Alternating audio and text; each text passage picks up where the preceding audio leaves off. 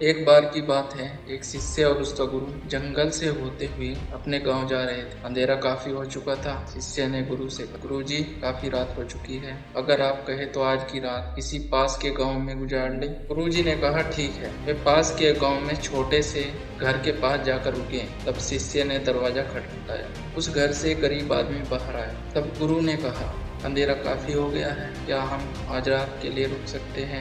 गरीब आदमी बोला, क्यों नहीं, आप दोनों अंदर आ जाइए। जैसे ही गुरु अंदर आए, उन्होंने देखा कि वह आदमी बहुत ज्यादा गरीब है। गुरुजी ने उस आदमी से पूछा, आप क्या काम करते हो?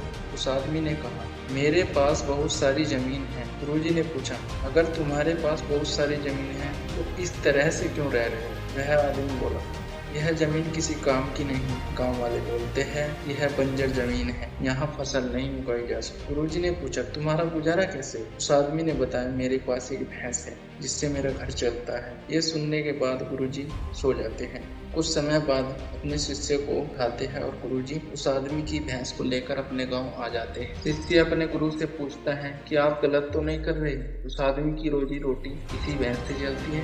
तब गुरुजी शिष्य की ओर देखकर आगे बढ़ जाते। तकरीबन 10 साल बाद जो गुरु का शिष्य था, अब वह भी बहुत बड़ा गुरु बन चुका। एक दिन उस शिष्य को उस गरीब आदमी की याद आती है कि मेरे गुरु ने उस आदमी के साथ अच्छा नहीं किया, मुझे जाकर उस आदमी की स्थिति देखनी चाहिए। वह शिष्य उस गांव की तरफ जाता है और देखता है जहां पर गरीब आदमी का झोपड़ा था, वहां पर आलीशान महल बन चुका। उसके पास बड़ी बंजर जमीन में फल फूलों के बगीचे थे। तभी उधर से उस घर का मालिक आता है। शिष्य उसे पहचान लेता है और उस आदमी को बोलता है, तुमने मुझे पहचाना? मैं अपने गुरु के साथ आया था, हम एक रात के लिए आपके यहाँ रुके थे। वह आदमी उसे पहचान लेता है और बोलता है कि उस रात आप कहाँ चले गए थे, और उस रात मेरी भैंस भी कहीं चली गई थी।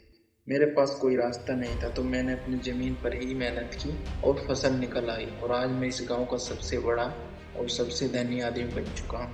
ये सुनने के बाद शिष्य की आंखों में आंसू आ गए और उसे ये बात समझ आई और वो रोने लगा। इस कहानी से शिक्षा मिलती है कि हमारे पास भी भैंस जैसी कोई चीज तो नहीं है जो तुम्हें आगे बढ़ने से रोक कर रखी है। जय हिंद, वंदे मातरम।